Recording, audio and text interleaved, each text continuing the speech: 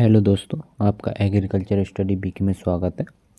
जैसा कि हमने आपको पिछली वीडियो में बताया था, जो हमारे प्रैक्टिस सेट चल रहे थे, कि हम जो आपको जो है एक जो आपकी बुक है कृषि, जिसमें आपके सॉल्ट पेपर हैं, जो अब तक आपके एग्ज़ाम हुए हैं एग्रीकल्चर के, वो सारे एग्ज़ामों के जो प्रीवियस क्वेश्चन पेपर हैं इस बुक के अंदर हैं। तो इस बुक के बारे में जो है हमने आपको बताया था इससे पिछले वाली जो वीडियो थी उसमें। तो यहाँ पर जो आपके ये 83 सेट हैं, और यहाँ पर जो है हम बात करेंगे जो यूपी SSSC AGTA जो 2025 में जो एग्ज़ाम होना है, और जो है आपको कृषि प्राविधिक सहायक बोलते हैं, मतलब शॉर्ट में से AGTA। तो इसके लिए जो है हम ये आपके शुरू करने वाले हैं। आज हमारी वीडियो नंबर पहली है। तो ये जो है आपको इम्पोर्टेंट किसके लिए हो जाती है, तो आप यूपी SSSC की तैयारी कर रहे हैं उनके लिए भी आपके इम्पोर्टेंट हो जाती है, और यूपी TGT और PGT वालों के लिए तो इम्पोर्टेंट ही है, क्योंकि जो ये प्रैक्टिस सेट है इसमें आपको हर एग्ज़ाम के क्वेश्चन पेपर मिलने वाले हैं, मतलब प्रश्न जो है इसमें मिलने वाले हैं कि किस तरह के क्वेश्चन आए हैं और किस तरह के इसमें पूछे गए हैं क्वेश्चन।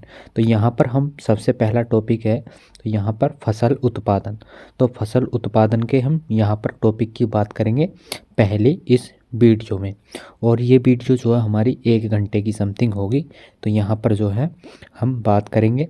तो यहाँ वीडियो शुरू करने से पहले आपसे एक रिक्वेस्ट है, अगर आपने चैनल को अभी तक सब्सक्राइब नहीं किया है तो चैनल को ज़रूर सब्सक्राइब कर लेंगे, और साथ ही साथ वीडियो को लाइक ज़रूर कर देंगे। तो यहाँ पर जो है आपको पर डे की एक वीडियो मिलेगी, जिसमें आपको फसल विज्ञान के जैसे जैसे आपके टॉपिक आते जाएंगे उन टॉपिकों की जो है हम टॉपिक्स वाइज के ज़रिए जो है हम आपको डेली की एक वीडियो कराते रहेंगे। और इस बुक मतलब ये जो बुक है इसमें आपके 9990 क्वेश्चन हैं। तो आप अंदाज़ा लगा सकते हैं कि आपके जितने भी क्वेश्चन होंगे यहाँ से आपके सिमट जाएंगे, क्योंकि जो भी आपका एग्ज़ाम में पूछा जाएगा वो यहाँ से आपका कवर हो जाएगा। तो इस चैनल से ज़रूर जुड़े रहें।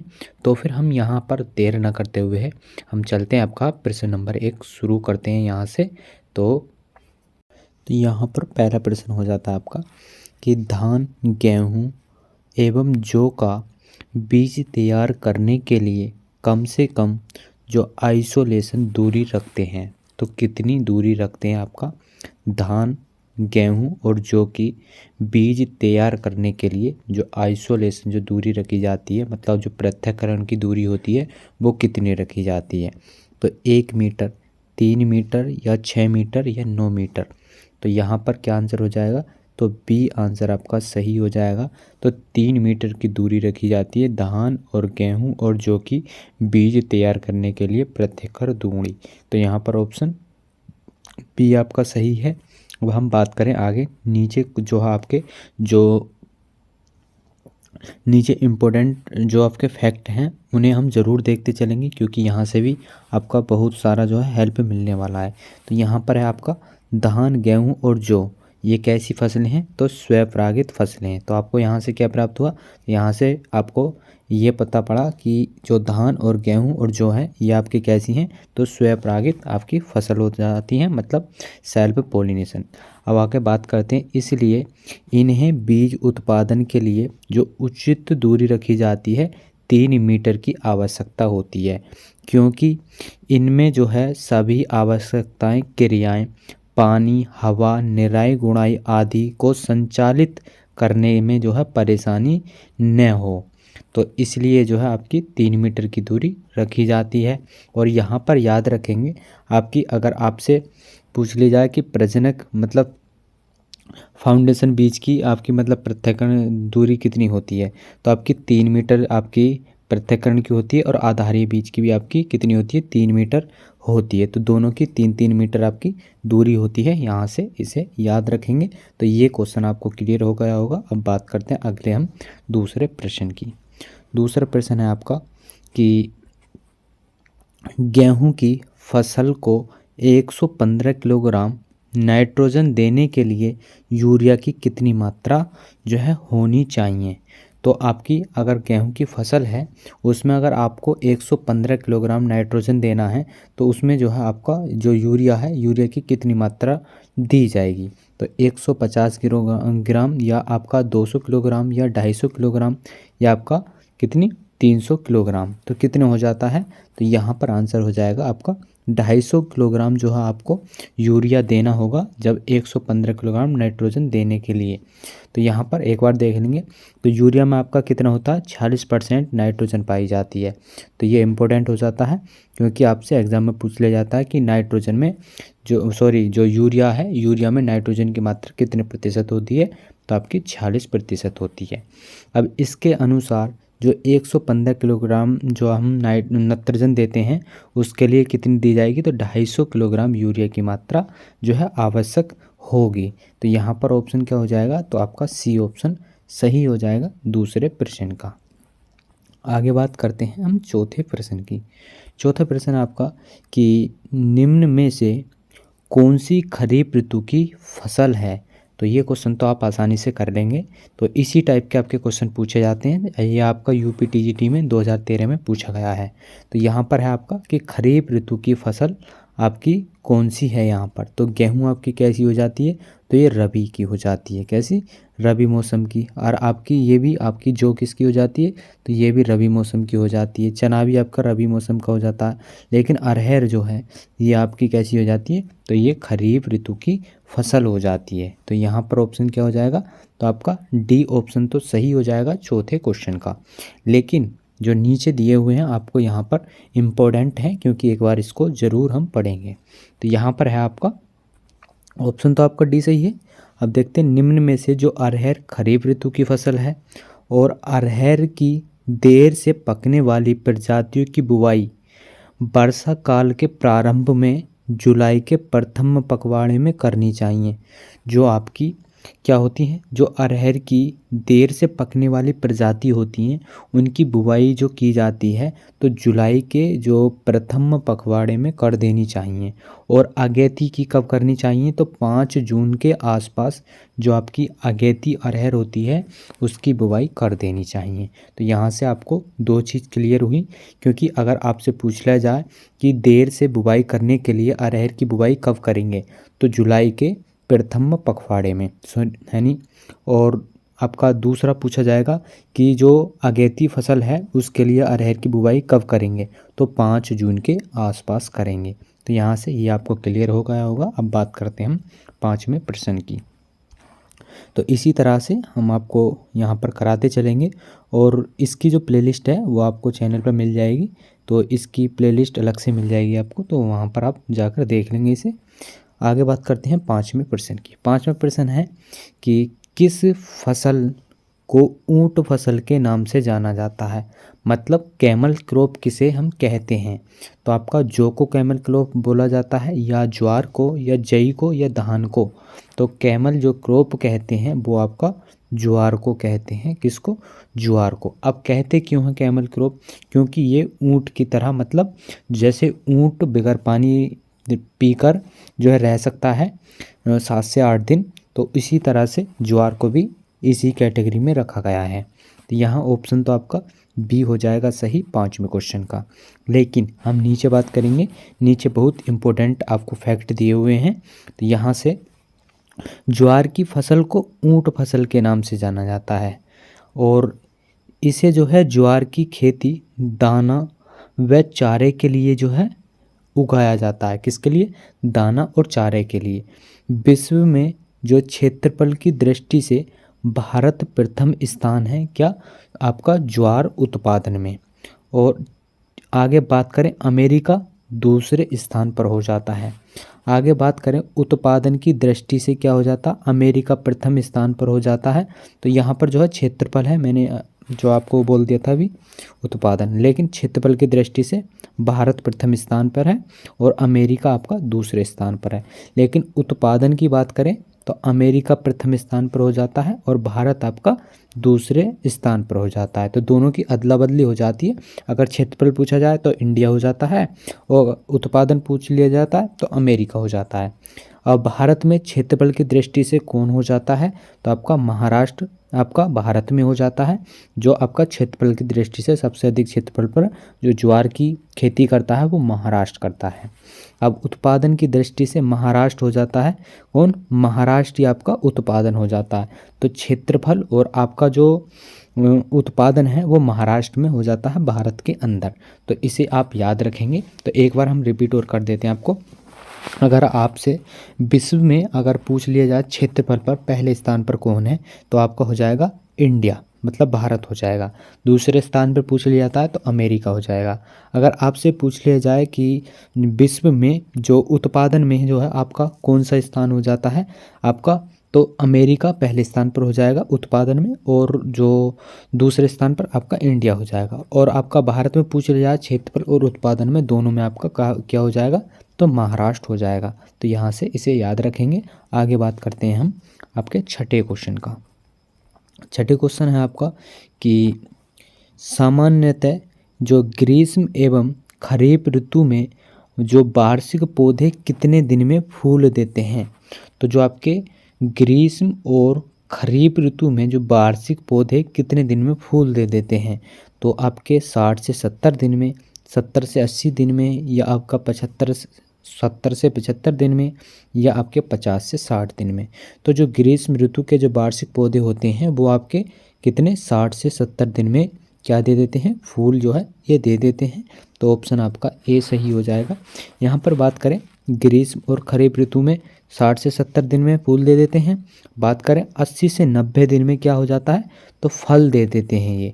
और 100 से 120 दिन में जो है ये पककर तैयार हो जाती हैं। तो आपकी जो ग्रीष्म और आपकी खरीफ ऋतु की जो फसलें होती हैं इन पर जो है 60 से 70 दिन में फूल आ जाते हैं, और 80 से 90 दिन में ये फल जो है बन जाते हैं इन पर, और आपके 100 से 120 दिन में ये पककर तैयार हो जाती हैं। तो यहाँ पर ऑप्शन क्या हो जाएगा, तो पहला ऑप्शन छठे का सही हो जाएगा। आगे बात करते हैं आपके 7वें क्वेश्चन की। तो 7वां क्वेश्चन है आपका यहाँ पर, तो इसी तरह से हम अपने आराम से क्वेश्चन करते चलेंगे। जितने 1 घंटे में क्वेश्चन होंगे उन क्वेश्चनों की हम यहाँ पर कवर करेंगे बस। तो यहाँ पर हो जाता है आपका 7वां क्वेश्चन। 7वां क्वेश्चन है कि पडलिंग का काम क्या होता है। तो सबसे पहले तो ये देखो कि जो पडलिंग की क्रिया है ये किसके अंदर की जाती है। तो ये पडलिंग की क्रिया जो होती है ये धान की फसल में जो है की जाती है। और क्यों की जाती है, तो ये खरपतवारों को जो है रोकने के लिए की जाती है, और आपकी पानी को परकोलेशन जो है रोकने के लिए की जाती है। तो इसे आप याद रखेंगे। यहाँ पर पडलिंग क्या होती है। बात करें यहाँ पर पडलिंग का काम है, तो आपका जल का परकोलेशन कम करने के लिए है, या मृदा का जो पल्वेराइजेशन करने के लिए है, या खरपतवार मारने के लिए है, या आपका क्षेत्रफल को समतल करने के लिए है। तो यहाँ क्या आंसर हो जाएगा आपका, तो यहाँ हो जाएगा जल का परकोलेशन कम करने के लिए जो है ये पडलिंग की क्रिया की जाती है आपकी किसमें, धान की फसल में। और ये क्वेश्चन आपका देखो यूपी टीजीटी 2021 में अभी पूछा गया है, 2009 में भी पूछा गया है, और यूपीएससी में भी पूछा गया है प्री में 1997 में। तो इसे इम्पोर्टेंट क्वेश्चन है, तो इसे इम्पोर्टेंट लगाकर आप देखेंगे। अब यहाँ हम बात करते हैं नीचे व्याख्या में बात करें हम, तो जल का परकोलेशन जो है कम करता है, जिसे हम जो पडलिंग होती है इसको हिंदी में क्या बोलते हैं, लेह बोलते हैं।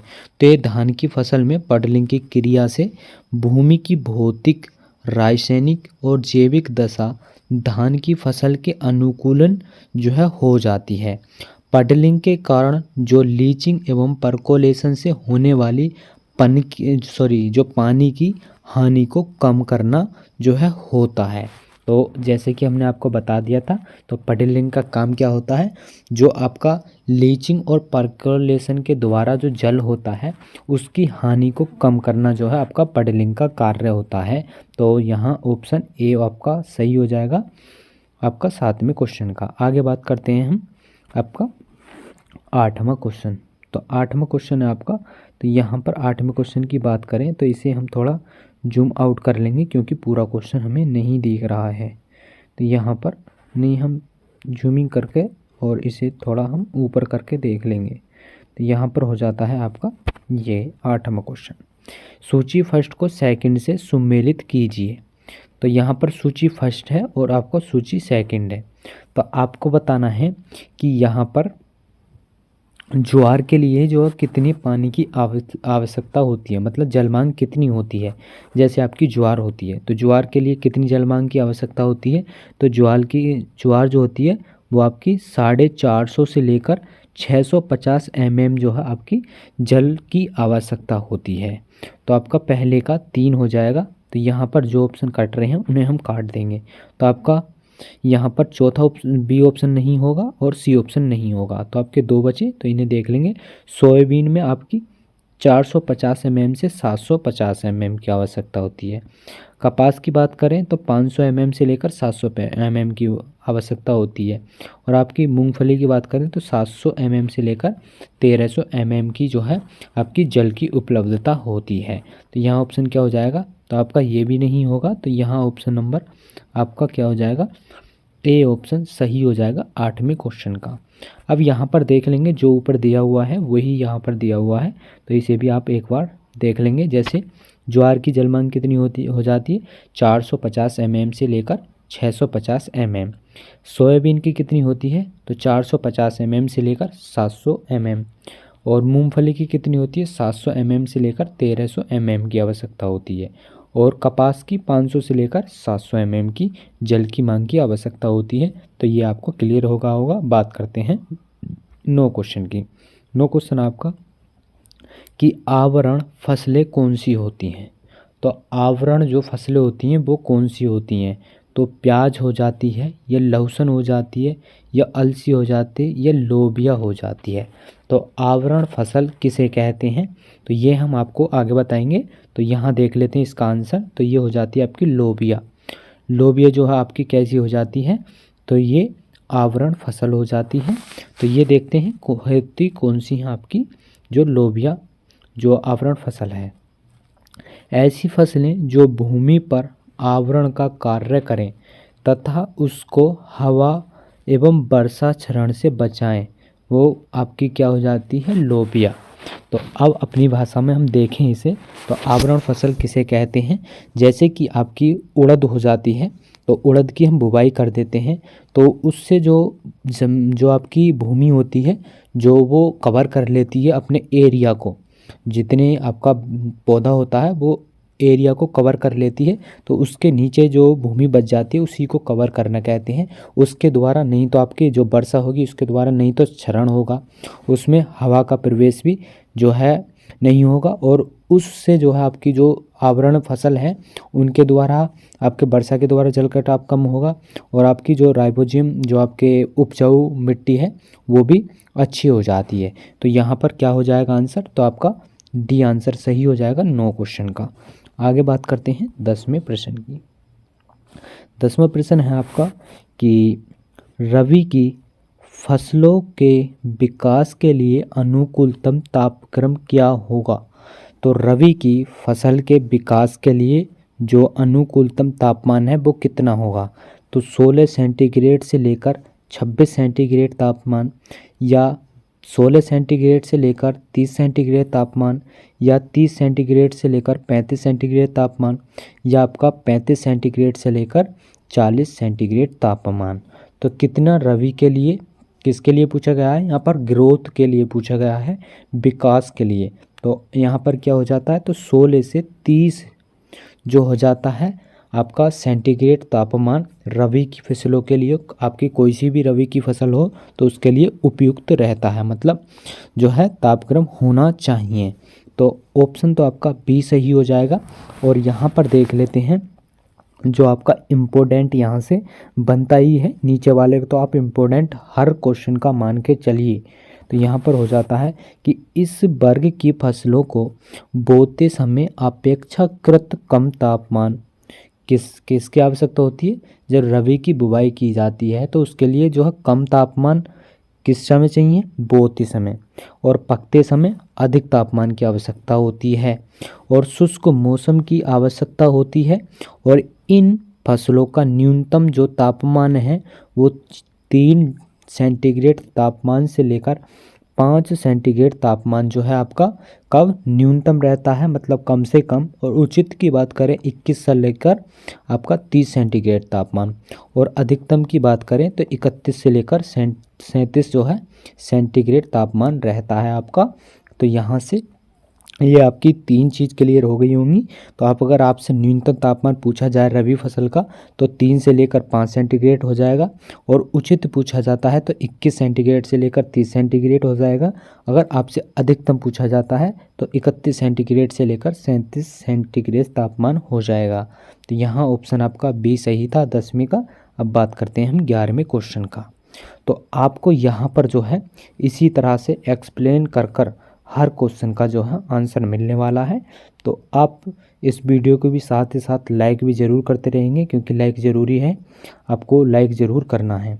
और यहाँ पर जो है चैनल को भी ज़रूर सब्सक्राइब कर लेंगे। तो यहाँ पर 11 क्वेश्चन की बात करते हैं।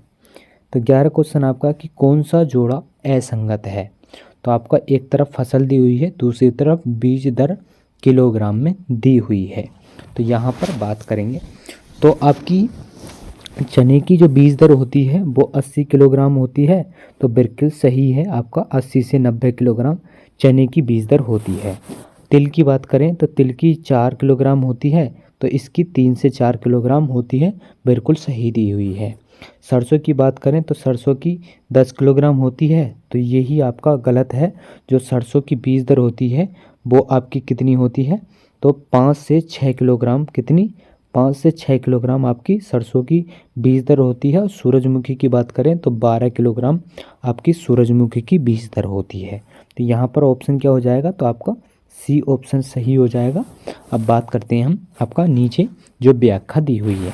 तो इसमें जो राई हो, आपकी राई सरसों या काली सरसों या पीली सरसों, तो इनकी जो बीज दर होती है वो 5 से 6 किलोग्राम होती है। और यहाँ पर बात करें जो तारा मीरा जो होती है आपकी, इसकी जो बीज दर होती है 6 से 7 किलोग्राम प्रति हेक्टेयर होती है। और बात करें तोरैया और लाही की, अगर आपसे पूछ ली जाती है तो 4 किलोग्राम आपकी जो तोरैया और लाही होती है इसकी आपकी बीज दर होती है कितनी, 4 किलोग्राम। तो यहाँ पर जो ये दी हुई थी तो ये किसकी थी, तो आपकी तोरैया और लाही की जो है बीज दर दी हुई थी जो 4 किलोग्राम हो जाती है। तो यहाँ पर सॉरी ये 4 नहीं है, तो यहाँ से हमने ये गलत बता दिया आपको। तो वैसे आपकी तोरैया की तो 4 ही होती है, इसे याद रखेंगे। तो यहाँ पर ऑप्शन आपका सी हो जाएगा। आगे बात करते हैं आपके 12वें प्रश्न की। तो 12वें प्रश्न है आपका यहाँ पर तालिका प्रथम और तालिका द्वितीय को मिलाना है। तो यहाँ पर एक तरफ फसल है, दूसरी तरफ आपका बीमारी का कारक यहाँ पर दिया हुआ है कि बीमारी किस कारक के द्वारा होती है। तो यहाँ पर बात करें आपका गेहूँ जो है, गेहूँ में जो है किस बीमारी के कारण जो है आपकी लगती है, कौन सी बीमारी लगती है। तो गेहूं के अंदर जो लगती है आपकी क्या हो जाता है, तो निबोसिया इंडिका, क्या हो जाता है, निबोसिया इंडिका, ये गेहूं में लगता है आपका। तो ए का आप देख लेंगे, तीसरा कौन सा हो जाता है, तो आपका पहला भी ऑप्शन नहीं होगा, बी भी नहीं होगा, क्योंकि पहले में दूसरा है और आपका इसमें चौथा दिया हुआ है। तो इन 3 हो जाता है, इन दोनों में आपकी टक्कर हो जाती है। अब देखते हैं मक्का में। तो मक्का में क्या हो जाएगा आपका, तो मक्का में आपका हेलिमेंथोस्पोरियम हो जाता है। तो ए का 4 हो जाएगा, तो ये आपका गलत हो जाएगा। तो यहाँ ऑप्शन नंबर सी आंसर सही हो जाएगा। अब बात करें सोयाबीन की, तो सोयाबीन में क्या हो जाएगा, सर्कोस्पोरा और कीकूची हो जाएगा, क्या, कीकूची हो जाएगा। अब चने की बात करें, चने में हो जाता है एस्कोकाइटा रावी। तो एस्कोकाइटी रावी के द्वारा जो है आपके चने में जो है ये बीमारी का कारक हो जाता है। तो यहाँ ऑप्शन आपका सी हो जाएगा। अब यहाँ हम नीचे देख लेंगे, आपको जो ऊपर मिलान में थे यहाँ पर आपको सामने ही देखने को मिल जाएंगे।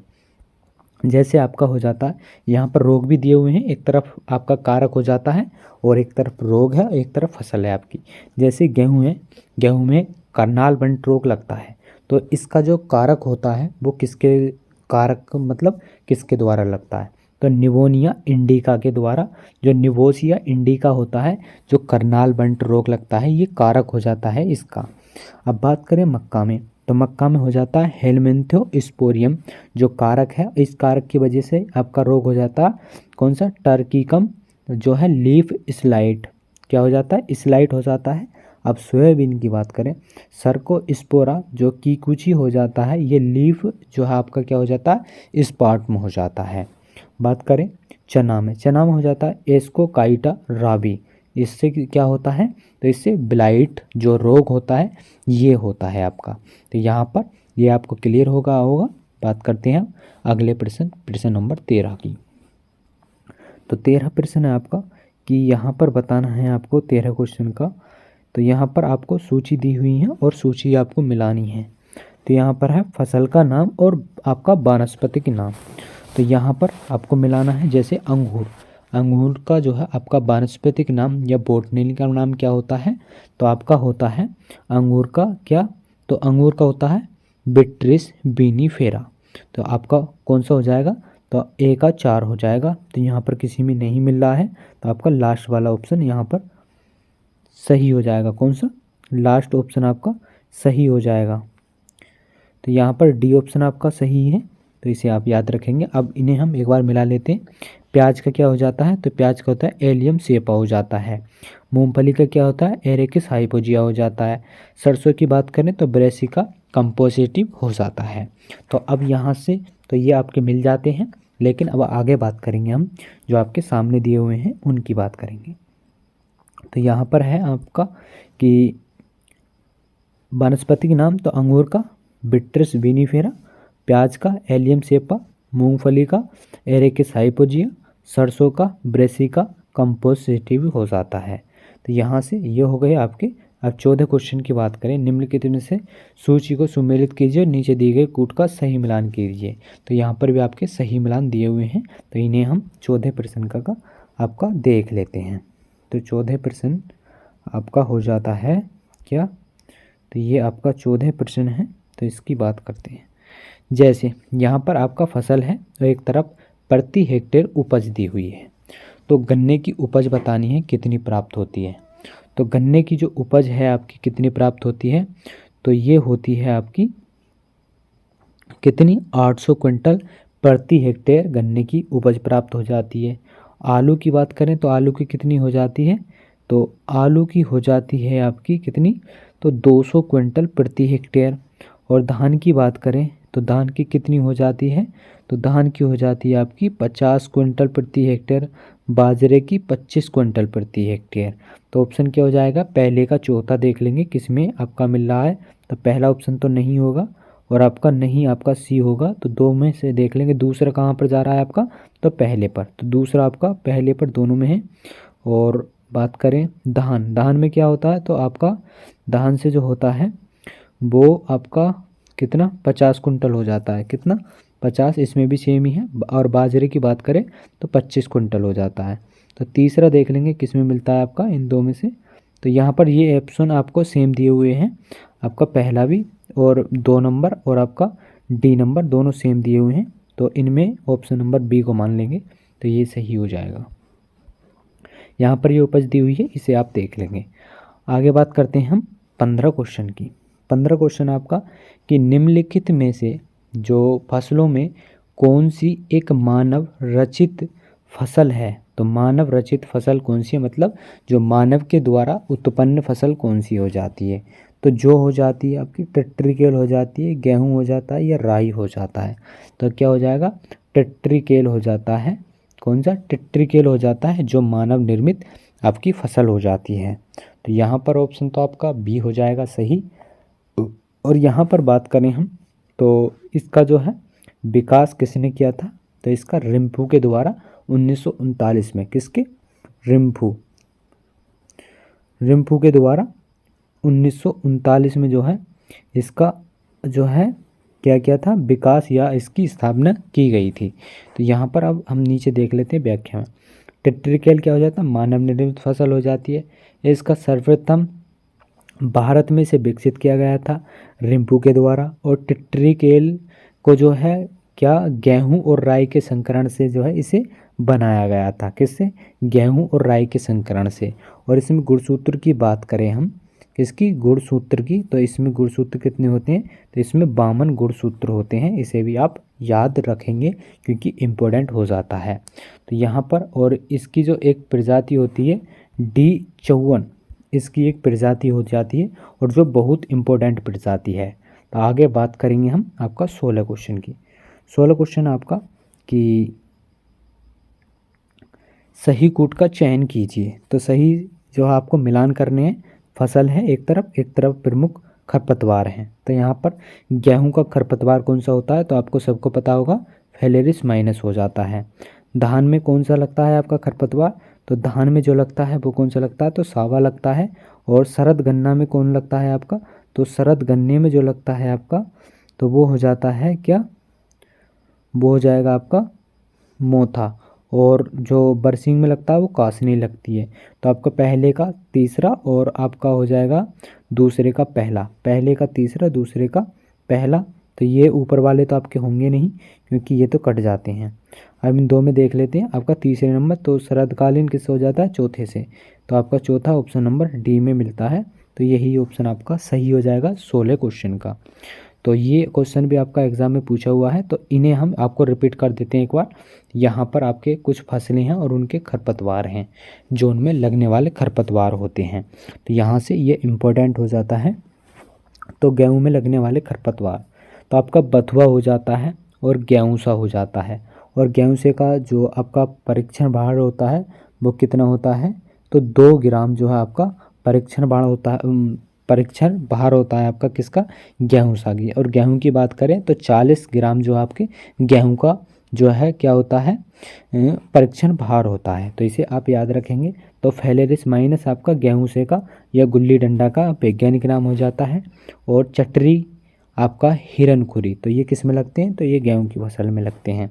धान में बात करें तो मोथा लगता है आपका, जंगली धान लगता है, सावा लगता है, और भगरा और कनकावा ये जो है आपके धान की फसल में खरपतवार लगते हैं। गन्ने में बात करें शरदकालीन सभी जो रवि ऋतु के खरपतवार हैं जैसे कासनी, दूब घास, सेंजी आदि हो जाती हैं। तो ये सब कैसे लगते हैं, तो ये गन्ने की फसल में लगते हैं। तो यहाँ से ये आपका क्लियर हो जाता है खरपतवारों का।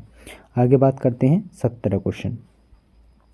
17 क्वेश्चन है कि निम्नलिखित में से किस एक फसल को छोड़कर 1 घंटे से अधिक पानी नहीं ठहरने देना चाहिए। तो ऐसी कौन सी फसल है जिसमें 1 घंटे से अधिक पानी जो है ठहरने नहीं देना चाहिए। तो मक्का हो जाती है, या बाजरा हो जाता है, या धान हो जाता है, या आपका क्या हो जाता है, चाय हो जाती है। तो क्या हो जाएगा, तो धान की फसल हो जाती है जिसमें जो है आपकी क्या हो जाता है। तो यहाँ पर क्या पूछा गया था, मतलब 1 घंटे से अधिक पानी नहीं ठहरने देना चाहिए। तो आपका सी ऑप्शन यहाँ पर सही हो जाएगा।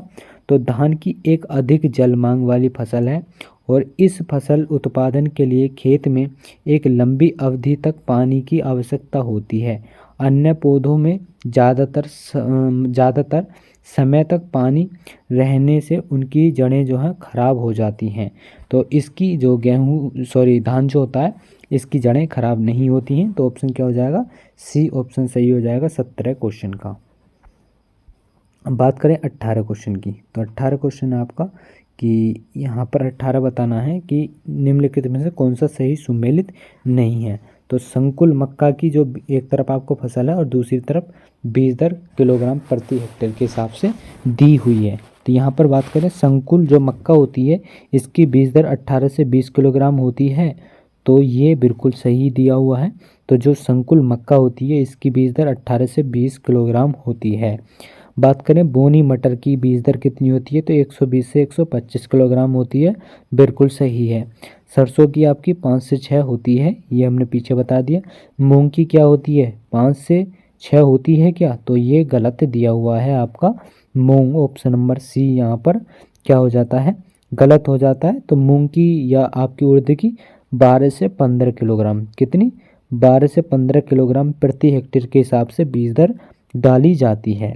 तो यहाँ ऑप्शन सी हो जाता है 18 क्वेश्चन का आंसर सही। और यहाँ हम नीचे बात करेंगे और ये क्वेश्चन आपका यूपी आपका पीजीटी 2021 और 2018 में पूछा हुआ है, इम्पोर्टेंट।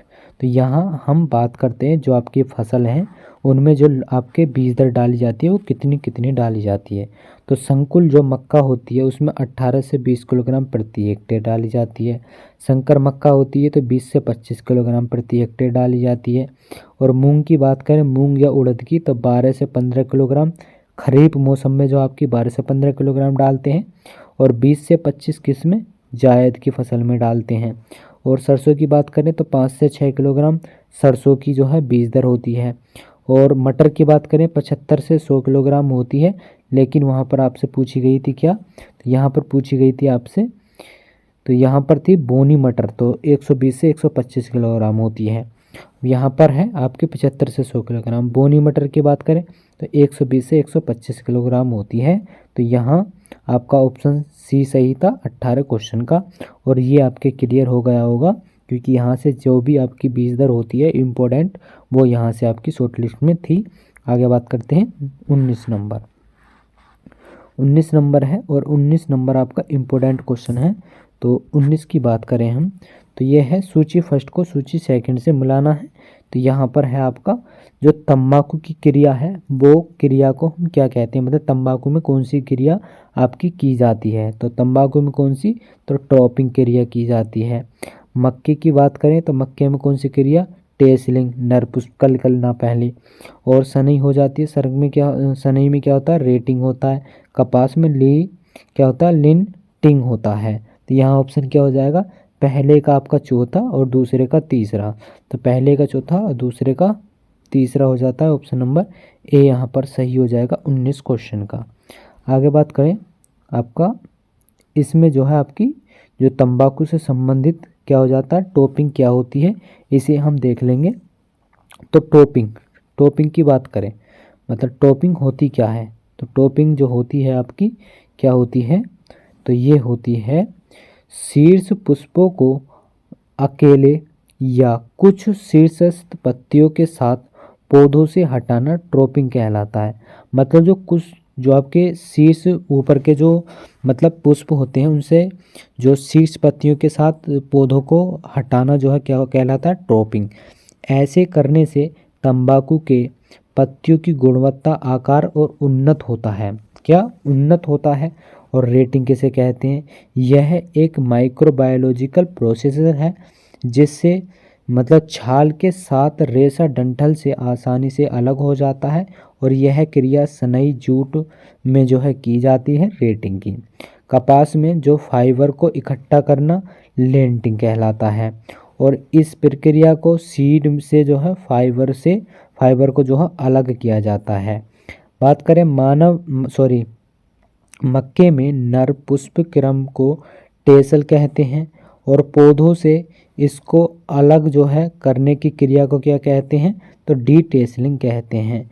तो मक्के में जो नर पुष्प होता है उसे टेसल कहा जाता है, और जो इसे पौधों से अलग किया जाता है तो उसे डी टेसलिंग कहते हैं।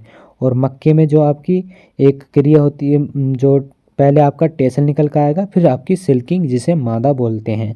तो यहाँ आपका ऑप्शन ए सही हो जाता है 19 क्वेश्चन का। और आपका टॉपिंग और रेटिंग और आपका फाइबर और जो टेसल है, ये आपका जो क्रियाएं थी, ये आपकी जो है कंफ्यूज दूर हो गया होगा। बात करते हैं 20 क्वेश्चन की। तो 20 क्वेश्चन आपका कि निम्नलिखित में से कौन सा समूह रेशे वाली फसलों का है। तो इनमें से बताना है कि रेशे वाली जो फसलें हैं उनका समूह कौन सा हो जाता है। तो आपका सनई हो जाएगा या चना हो जाएगा। तो चना आपकी रेशे वाली फसल नहीं होती, तो ये आपका गलत हो जाएगा। मसूर और जई हो जाएगा, तो जई आपकी चारे वाली होती है, तो ये भी नहीं होगा। गेहूँ और कपास जूट हो जाता है, तो गेहूँ आ जाता है इसमें, ये भी नहीं होगा। तो बचा क्या, ऑप्शन नंबर डी आपका सही हो जाएगा। सनई, जूट, कपास जो फसलें हैं ये कैसी हो जाती हैं, ये रेशे वाली फसलें हो जाती हैं। तो यहाँ पर हम अब बात करेंगे जो आपकी रेशे वाली फसल कौन सी होती है, शक्करा वाली कौन सी होती है, तेल वाली कौन सी होती है, और लघु धान्य मतलब मिलर्स वाली कौन सी हो जाती हैं। तो यहाँ पर बात करते हैं सबसे पहले रेशे वाली। जो रेशे वाली हो जाती है आपकी कपास, जूट और सनई।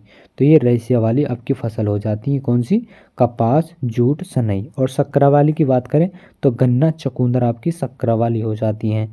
तिलहन की बात करें, सरसों हो जाएगा आपका, अलसी हो जाएगा, सूरजमुखी हो जाएगा, कुसुम हो जाएगा, और मूंगफली हो जाएगा, अरंडी हो जाएगा, तिल और आपकी क्या हो जाएगी, तोरैया हो जाएगी। तो ये कैसी हो जाती हैं, ये तिलहनी फसलें हो जाती हैं।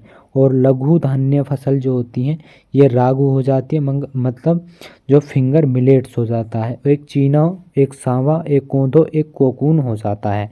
तो ये आपके हो जाते हैं कुछ इम्पोर्टेंट जो आपकी फसलों से संबंधित थी कि आपकी रेशे वाली फसल कौन सी हो जाती है, यहाँ शक्कर वाली कौन सी होती है, और आपकी तिलहनी कौन सी हो जाती है, और लघु धान्य कौन सी हो जाती है, ये आपकी सारी क्लियर होती हैं। आगे बात करते हैं 21 क्वेश्चन की। तो 21 क्वेश्चन है आपका कि 21 का बताना है आपको। तो यहाँ है सोचिए फर्स्ट को सेकंड से मिलाना है। जैसे धान फसल है तो धान फसल क्या हो जाती है आपकी, तो यहाँ पर धान फसल हो जाएगी, तो क्या हो जाएगी, धान्य फसल कौन सी आपकी, तो गेहूँ हो जाएगी। चारा वाली कौन सी हो जाएगी आपकी, तो चारा वाली हो जाएगी आपकी लूसन्स। और दलहन कौन सी हो जाएगी, अरहर। और तिलहन आपकी तोरैया हो जाएगी। तो ऑप्शन नंबर ए आपका सही हो जाता है यहाँ पर 21 क्वेश्चन का। अब यहाँ पर जो इम्पोर्टेंट है उसे हम यहाँ देख लेंगे एक बार। तो ये हो जाता है धान्य फसल आपकी धान, गेहूँ, मक्का, ज्वार, बाजरा, जौ, ये आपकी धान्य फसल है। दलहनी सोयाबीन, अरहर, मूंग, उड़द और मोठ, ग्वार, लोबिया, चना, मटर, मशरूम, राजमा और खेसारी, ये कैसी हैं आपकी दलहनी फसल। चारे वाली हो जाती है जई, बरसीम और लूसन्स, ज्वार, बाजरा, लोबिया और मक्का और दीना, नाथ घास, सूडान घास, ये कैसी हो जाती हैं, तो ये आपकी चारे वाली हो जाती हैं। तो यहाँ आगे बात करें हम अपने 22 क्वेश्चन की।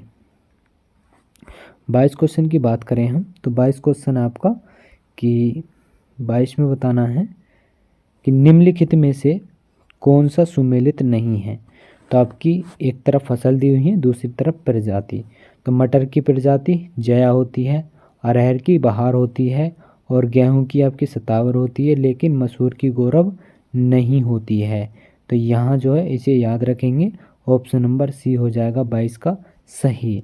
अब यहाँ बात करें तो यहाँ पर कुछ आपकी वैरायटी दी हुई हैं, तो इन वैरायटी की हम बात करेंगे। जैसे आपकी मटर हो जाती है, तो मटर में जो है आपकी कौन कौन सी प्रजाति हो जाती हैं, तो चना हो जाती, सॉरी रचना हो जाती है, इंद्र हो जाती है, पूसा प्रभात हो जाती है, जय और सपना और आदर्श, ये हो जाती हैं आपकी मटर की क्या प्रजातियाँ। अरहर की बात करें तो शारदा, लक्ष्मी, बसंत, बहार, प्रभात और उपास 120 और पारस और मुक्ता। उपास जो है आपकी क्या हो जाती है, ये प्रजाति हो जाती है। मसूर की बात करें पूसा, वैभव, शेखर और पंथ मसूर और मालवीय, विश्वनाथ और IPL डेली हो जाती है, ये मसूर की प्रजाति हो जाती हैं। बात करते हैं गेहूं की, मालवीय, सुजाता के 307 और मगहर, नैना और करण और वृंदा, वैशाली, गंगा प्रसाद आदि। तो ये कैसी हो जाती है, गेहूं की प्रजाति होती है। पूसा गौरव सरसों की कीट अवरोधी प्रजाति है। तो पूसा गौरव जो है सरसों की कीट अवरोधी क्या हो जाती है, प्रजाति हो जाती है। तो यहाँ आपका 20 क्वेश्चन का आंसर क्या था, तो सी ऑप्शन सही था। आगे बात करते हैं हम 23 क्वेश्चन की। तो 23 क्वेश्चन आपका कि टिट्रिकेल निम्नलिखित में से किन दो के बीच क्रॉस कर बनाया गया है, गेहूं और राई, और गेहूं और जौ के, और जौ और राई के, या गेहूं और जई के। तो क्या हो जाता है, तो गेहूं और जो रई होती है इसके द्वारा संकरण कराकर इसे उत्पन्न किया गया था। तो यहाँ पर ऑप्शन ए हो जाएगा सही 23 का। और एक चीज़ याद रखेंगे कि हमने अभी पीछे जो टिट्रिकेल वाला क्वेश्चन कराया था उसमें हमने आपको जो सन थी वो गलत बता दी थी, तो उसकी सन जो है चेंज कर लेंगे आप। तो इसमें रिम्पू के द्वारा था इसे जो है क्या किया गया था, तो संकरण करके इसे विकसित किया गया था, लेकिन 1890 में। तो पहला जो अंतर जातीय संकरण है, मतलब इंटरजेनेटिक क्रॉस गेहूं और राई के बीच किया जाता है। किसके, गेहूं और राई के बीच किया जाता है, जिससे ट्रिटिकेल प्राप्त हो जाता है। तो ये इम्पोर्टेंट क्वेश्चन है आपका 23 नंबर का, और आप एग्ज़ाम में देख सकते हैं कि कितने एग्ज़ामों में इसे पूछा गया है। तो LT 2018 में, UK PSC और GIC आपका 2018 में, UP TGT 2005 में, और UP यूडा LDA के द्वारा 2001 में, और UPSC में भी आपका पूछा गया 1993 में। तो इस क्वेश्चन की आप अहमियत समझ सकते हैं कि कितना इम्पोर्टेंट क्वेश्चन हो जाता है ये। आगे बात करते हैं 21 क्वेश्चन की, सॉरी 24 क्वेश्चन। 24 क्वेश्चन आपका कि यहाँ पर क्या मिलाना है, तो आपको सही मिलान करना है कि क्या हो जाएगा। तो सही मिलान की बात करें तो यहाँ पर है आपका सूची फर्स्ट को सेकंड से मिलाना है। तो जो टेंसियोमीटर फील्ड कैपेसिटी के लिए की जाती है, बिल्कुल सही है। प्रेशर प्लांट आपके गेहूं के लिए, और CRI आपके गन्ना में की जाती है, और एरोइंग किस में, नमी में की जाती है। तो क्या हो जाता है 24 का आंसर आपका। तो यहाँ पर ऑप्शन हो जाएगा। तो यहाँ पर मिलान दिए हुए हैं आपको, मतलब मिलान बताना है। तो इसे हम छोटा करके एक बार यहाँ से देख लेंगे। तो यहाँ पर देखते हैं हम, तो आपका क्या हो जाता है, तो टेंसियोमीटर के द्वारा नमी ज्ञात की जाती है। तो आपका 1 का 4 हो जाएगा। ऑप्शन नंबर बी आपका सही है, क्योंकि इसी में 4 मिल रहा है। अब प्रेशर प्लेट के द्वारा क्या हो जाता है, तो जो आप इसके द्वारा हो जाता है फील्ड कैपेसिटी। और आपका CRI के द्वारा क्या होता है, तो ये गेहूं में की जाती है। एरोइंग आपका गन्ने का पुष्पक्रम होता है। तो यहाँ से ये हो जाते हैं। अब यहाँ पर हम देखेंगे क्या, तो ये इम्पोर्टेंसी, तो जो इम्पोर्टेंसी हो जाती है। तो यहाँ पर ऑप्शन नंबर बी सही था। टेंसियोमीटर से नमी ज्ञात करते हैं, और प्रेशर प्लांट के द्वारा फील्ड कैपेसिटी, और CRI द्वारा गेहूं जो है आपके गेहूं में की जाती है। एरोइंग आपकी गन्ने में की जाती है। तो यहाँ ऑप्शन नंबर बी आपका सही था, आपका 24 क्वेश्चन का। 25 क्वेश्चन की बात करें तो 25 क्वेश्चन आपका, तो 25 भी आपका इसी तरह से क्वेश्चन है कि सूची फर्स्ट का सेकंड से मिलाइए। तो यहाँ पर मिलाइए। तो मक्का कपास जो है किससे संबंधित हो जाता है, तो कपास हो जाएगा आपका गिनिंग से संबंधित। और मक्का किससे संबंधित, टेसलिंग से संबंधित। और आपके मूंगफली किससे हो जाती है, तो पैगिंग। और जूट आपका रेटिंग हो जाती है। तो ऑप्शन नंबर क्या हो जाएगा, तो डी ऑप्शन आपका सही हो जाएगा 25 क्वेश्चन का। तो यहाँ पर भी ये आपको क्रिया दी हुई थी। तो आपकी कपास में गिनिंग की जाती है, मक्का में टेसलिंग, और मूंगफली में पैगिंग, और जूट में आपका रेटिंग। तो यहाँ ये हो जाता है। बात करते हैं अब हम 26 क्वेश्चन की। तो 26 क्वेश्चन आपका कि निम्नलिखित में से, निम्न फसलों में से उनके खरपतवार नियंत्रण अवधि से मिलाए तथा उत्तर कोड को चुनिए। तो आपकी जो खरपतवार नियंत्रण की जो मतलब अवस्था होती है वो कौन सी होती है। तो यहाँ पर देखते हैं।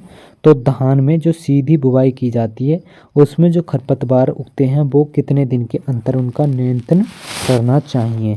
तो यहाँ क्या हो जाता है आपका, तो आपका धान की सीधी बुवाई से 15 से 20 दिन जो है बुवाई के बाद जो है खरपतवारों को निकाल देना चाहिए। और धान की रोपाई के द्वारा देखते हैं हम, तो धान की रोपाई के द्वारा 20 से 25 दिन बाद।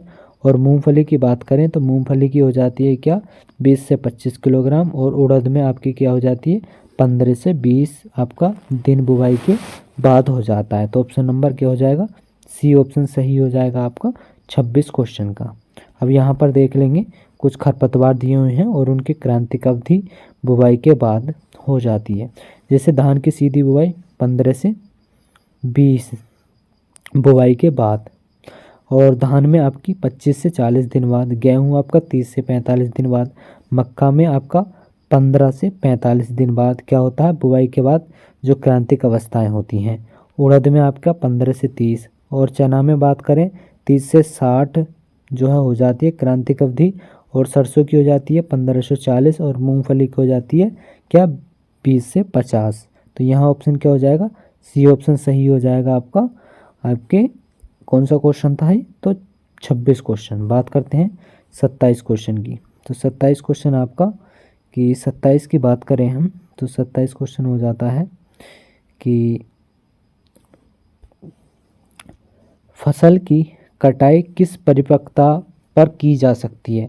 तो शरीर क्रियात्मक परिपक्वता पर, या फसल की परिपक्वता, या फसल सूखने पर, या फसल के गिरने पर। तो फसल के सूखने पर जो है उसकी कटाई करनी चाहिए। ऑप्शन नंबर सी हो जाएगा। और इसमें नमी की मात्रा कितनी, 10 से 12% होती है। तो ऑप्शन सी हो जाएगा 27 का। 28 क्वेश्चन की बात करते हैं। तो 28 क्वेश्चन है आपका कि निम्नलिखित में से जो है सुमेलित नहीं है। एक तरफ फसल, एक तरफ बीज दर किलोग्राम में हो जाती है। तो यहाँ पर क्या हो जाती है, धान की 30 से 40 किलोग्राम होती है, बिल्कुल सही है।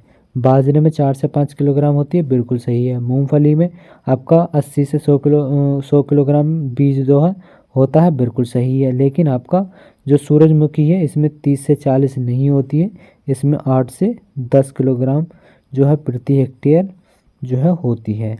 तो ऑप्शन यहाँ पर ये डी भी आपका सही हो जाता है 28 क्वेश्चन का। जैसे बात करें धान की बीज दर कितनी होती है, तो 3 से 50 किलोग्राम प्रति हेक्टेयर। बाजरे की बात करें 4 से 5 किलोग्राम प्रति हेक्टेयर। मूंगफली की बात करें 80 से 100 किलोग्राम प्रति हेक्टेयर फैलने वाली, और 100 से 120 कितनी हो जाती है गुच्छे वाली। और सूरजमुखी क्या हो जाती है 8 से 10 किलोग्राम प्रति हेक्टेयर वाली। और गेहूं हो जाता है आपका 100 से 125 किलोग्राम प्रति हेक्टेयर वाला। सरसों की बात करें 5 से 6 किलोग्राम प्रति हेक्टेयर वाला हो जाता है। तो 28 क्वेश्चन का आंसर क्या हो जाता है, तो डी ऑप्शन सही हो जाएगा। आगे बात करते हैं 39 क्वेश्चन की। 39 क्वेश्चन को आपको मिलाना है, तो इसे हम थोड़ा जूम इन कर लेंगे कि इस जो फुल देख सके हमें। तो यहाँ पर यहाँ सूची को कर लेते हैं हम। तो यहाँ हो जाता है इस तरह से, जैसे U4BAC किस कुल से संबंधित हो जाता है। तो U4BAC जो है किस कुल से संबंधित हो जाएगा, तो ये संबंधित हो जाएगा किससे, तो ये हो जाता है कसावा से। और बात करें आपका अम्बलीफेरी किससे हो जाता है, तो सेलेरी से हो जाता है। और अगला बात करें कंपोजिटी जो होता है, कंपोजिटी किससे होता है, तो ये आपका सलाद से हो जाता है। पोएसी किससे हो जाता है, वेबी कॉर्न से हो जाता है। तो ऑप्शन क्या हो जाएगा, तो ए ऑप्शन आपका सही हो जाएगा इस क्वेश्चन का। आगे बात करते हैं हम। तो यहाँ पर ये आप बात करते हैं U4BAC के अंतर्गत कौन कौन सी आपकी फसलें आती हैं। तो कसावा आ जाता है, और टेपी को मतलब टेपी ओका आ जाता है। और अम्बलीफेरी के अंतर्गत सेलरी आती है आपकी, और धनिया आता है, सौंफ आता है, जीरा, अजवाइन, गाजर और हींग, ये आपकी अम्बलीफेरी कुल के अंतर्गत आते हैं। और कंपोजिटी के अंतर्गत सलाद आती है, और पोएसी के अंतर्गत बेबी कॉर्न आ जाता है। तो यहाँ पर जो है ये हो जाते हैं आपका 29 क्वेश्चन का ए सही था। बात करते हैं 30 क्वेश्चन। 30 है कि 1994-95 में भारतवर्ष में अनाजों का कुल उत्पादक हुआ था। तो 1994-95 में जो कितना जो है आपका उत्पादन हुआ था, तो यहाँ पर है क्या हो जाता है, तो 191 मिलियन टन जो है हेक्टेयर हो जाता है। ऑप्शन सी हो जाएगा सही आपका 30 क्वेश्चन का। अब इसमें ये हमारा पुराना डाटा था 1996-95 का। तो अब हम नया डाटा देखेंगे 2021 और 22 का। तो 1994-95 में था आप 191.1 मिलियन टन था, और 2019-20 में कितना 291.95 मिलियन टन था। वर्तमान में 2021-22 में 307.31 मिलियन टन है। तो यहाँ ऑप्शन सी सही था आपके इस क्वेश्चन का। अब 31 क्वेश्चन की बात करते हैं। तो 31 क्वेश्चन है आपका कि अधिक पीएच मान वाली भूमियों में सफलतापूर्वक उगाई जाने वाली फसल कौन सी हो जाती है। तो मटर हो जाएगी, जौ हो जाएगी, या ज्वार, या आपकी बाजरा हो जाएगी। तो कौन सी हो जाएगी, तो ये जौ हो जाती है आपकी, जो आपकी सफलतापूर्वक उगाई जाती है। तो इसे ऑप्शन नंबर बी हो जाएगा। यहाँ नीचे देख लेते हैं। तो अधिक पीएच मान वाली भूमियों में जो क्षारीय भूमि होती है वो सफलतापूर्वक उगाने के लिए जो है आपकी जौ को उगा लेगा, और चने को, सॉरी चुकंदर को। तो ऑप्शन यहाँ बी सही था आपका 31 का। 32 क्वेश्चन की बात करें। 32 क्वेश्चन आपका कि निम्नलिखित में से जो सही सुमेलित नहीं है वो बताना है। तो आपका फसल और एक तरफ बीज दर दी हुई है। तो यहाँ पर गेहूं की बीज दर कितनी होती है, 100 किलोग्राम होती है, बिल्कुल सही है। उड़द की आपकी 20 किलोग्राम होती है, बिल्कुल सही है। मक्का की 18 किलोग्राम होती है, बिल्कुल सही है। लेकिन सरसों की ये नहीं होती है। सरसों की ये तो आपकी कितनी होती है, 5 से 6 किलोग्राम जो है प्रति हेक्टेयर होती है। तो यहाँ पर ऑप्शन नंबर डी सही है आपका। तो 5 किलोग्राम रहती है आपकी सरसों की बीज दर। आगे बात करें हैं 33 क्वेश्चन की। 33 क्वेश्चन है आपका कि निम्नलिखित में से कौन सा जो है सुमेलित नहीं है। तो एक तरफ फसल है, दूसरी तरफ प्रजाति दी हुई है। तो सरसों की प्रजाति बसंती हो जाती है, बिल्कुल सही है, बसंती होती है। मूंगफली की चंद्रा होती है, बिल्कुल सही है। और मसूर की मल्लिका होती है, बिल्कुल सही है। और अरहर की नीलम होती है, तो ये भी आपका सही है। लेकिन नीलम जो है आम की भी आपकी ये प्रजाति होती है। तो ऑप्शन नंबर क्या है यहाँ पर, तो डी ऑप्शन आपका सही है आपके 33 क्वेश्चन का। 34 क्वेश्चन की बात करें, और 34 क्वेश्चन आपका इम्पोर्टेंट क्वेश्चन है ये, इसे ज़रूर आप देखेंगे।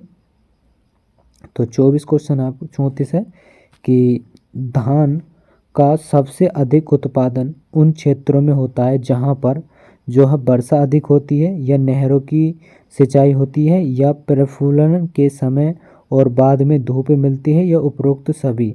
तो क्या हो जाता है, उपरोक्त सभी आंसर इसका सही हो जाएगा, क्योंकि जो धान का सबसे अधिक उत्पादन जो है किन क्षेत्रों में, तो उन क्षेत्रों में ही होता है।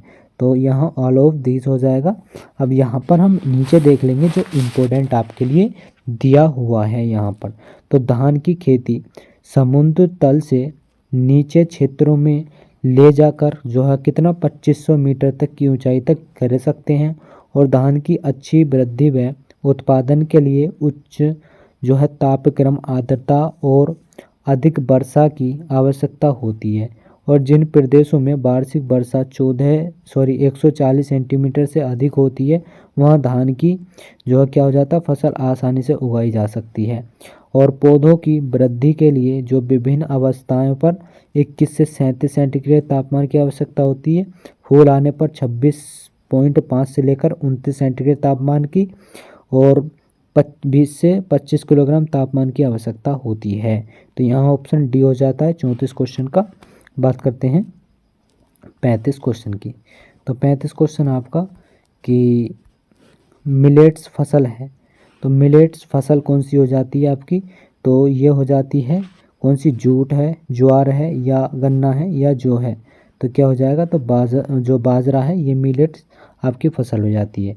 तो मिलेट फसल का उदाहरण बाजरा है, और प्रति हेक्टेयर बीज दर 5 किलोग्राम प्रयोग करते हैं। इसमें सूखा सहन की क्षमता सिलिकॉन नामक पोषक तत्व के कारण होती है। तो सूखा सहन किसके कारण, जो सिलिका जो नामक पोषक तत्व है उसके कारण। तो यहाँ ऑप्शन क्या हो जाएगा, यहाँ बी ऑप्शन सही हो जाएगा 35 का। बात करते हैं 36 क्वेश्चन। तो 36 क्वेश्चन आपका कि कौन एक सही सुमेलित नहीं है। एक तरफ फसल उत्तर प्रदेश में पकने वाली जो है अवधि मतलब दिनों में, तो अगेती अरहर की जो आपकी जो पकने की अवधि है वो 140 दिन है, बिल्कुल सही है। तो यहाँ आगे बात करें तोरैया की कितनी हो जाती है, 120 दिन है क्या, तो तोरैया आपकी गलत दी हुई है। और कुसुम की 170 दिन होती है, ग्रीष्म और मूंग की 65 दिन की होती है। इसकी कितनी होती है, तो इसकी 90 से कितनी 100 दिन की होती है। तो यहाँ ऑप्शन क्या हो जाएगा, तो आपका क्या हो जाता है, तो यहाँ पर ऑप्शन नंबर बी सही हो जाता है 36 क्वेश्चन का। 37 क्वेश्चन की बात करें तो 37 क्वेश्चन है कि पूर्वपवनता मतलब प्रोटोडेनी जो किन पौधों में पाई जाती है। प्रोटेंडरी जो है किन पौधों में पाई जाती है, बाजरे में, ज्वार में, और मक्का और आपकी चकुंदर में या जई में। तो प्रोटोएंडरी आपकी मक्का और चकुंदर में पाई जाती है। ऑप्शन तो आपका सी यहाँ पर सही हो जाएगा 37 क्वेश्चन का। तो यहाँ पर जो है आपके क्या हो जाते हैं, जो आपके फसल विज्ञान है, जो फसल उत्पादन है, जो उत्पादन है फसल उत्पादन, इसके ये 37 क्वेश्चन थे इस किताब के अंदर जो अब तक क्वेश्चन पूछे गए थे। तो यहाँ पर ये 37 क्वेश्चन होते हैं। अब आगे जो हम बात करेंगे आपकी, तो हमारी जो होगी अनाज वाली फसलों की हम बात करेंगे। जो भी आपके अनाज वाली फसल हो जाती हैं, जैसे आपका धान हो जाएगा, क्या धान हो जाएगा अनाज वाली फसल, जो हो जाएगा आपका, और गेहूँ हो जाएगा आपका, क्या गेहूँ हो जाएगा, और मक्का हो जाएगा आपका, और ETC मतलब और क्रॉप होती हैं आपकी जो आपकी अनाज वाली फसलों के अंतर्गत आती हैं। तो इनकी जो हम बात करेंगे, जो हमारे दूसरे नंबर की जो वीडियो होगी। अगर ये वीडियो आपको हेल्पफुल हुई हो तो इस वीडियो को लाइक ज़रूर करेंगे, क्योंकि लाइक आप जो हमारे लिए बहुत इंपॉर्टेंट बन जाती है। और आपको यहाँ पर जो है इसकी प्लेलिस्ट हमने आपको बता दी कि प्लेलिस्ट आपको इसी चैनल पर मिल जाएगी। जो आपके प्लेलिस्ट वाले ऑप्शन पर जाकर क्लिक करेंगे, वहाँ पर जो है इस बुक के नाम से ही आपको प्लेलिस्ट मिल जाएगी। और इस वीडियो को अपने दोस्तों में ज़्यादा से ज़्यादा शेयर करेंगे। तो फिर इसी तरह से हम जो मिलेंगे अपनी आने वाली नेक्स्ट वीडियो में मिलेंगे। तो जब तक के लिए जय हिंद, जय भारत।